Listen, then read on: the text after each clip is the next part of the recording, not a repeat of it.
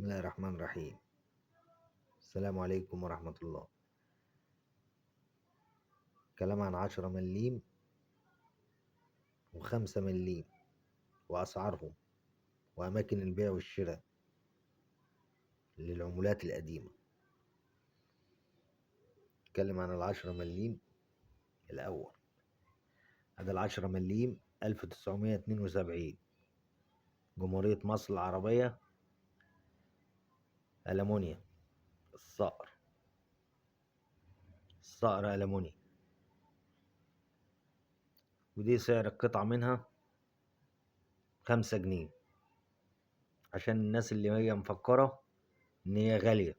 لا، مفيش الكلام ده. دي مش غالية، دي بتتباع بالكيلو أو بالقطعة. القطعة الواحدة ب5 جنيه، يعني مش غالية ولا حاجة. لأن تاريخها إيه؟ 72. دي تاريخها 72.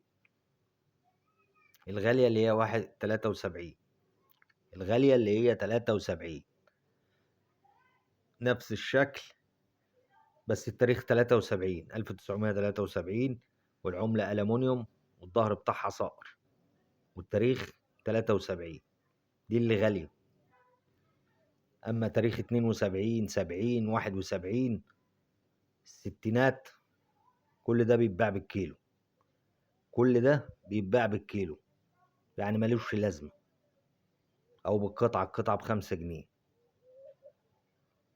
وإن الغالية من دي اللي هي 1973 ألمونيوم، نفس الشكل كده، بس التاريخ 1973، والظهر بتاعها صقر.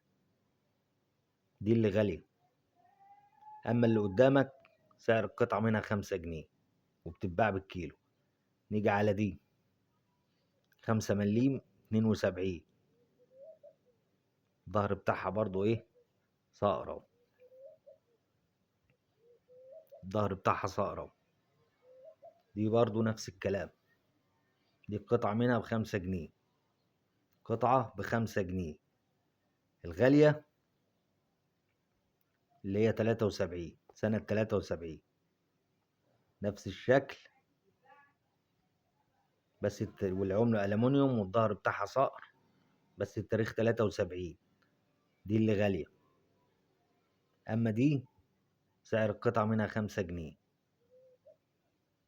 التاريخ بقى 72 71 الستينات الخمسينات، كل ده بيتباع بالكيلو، وكل ده سعره 5 جنيه للقطعة الواحدة.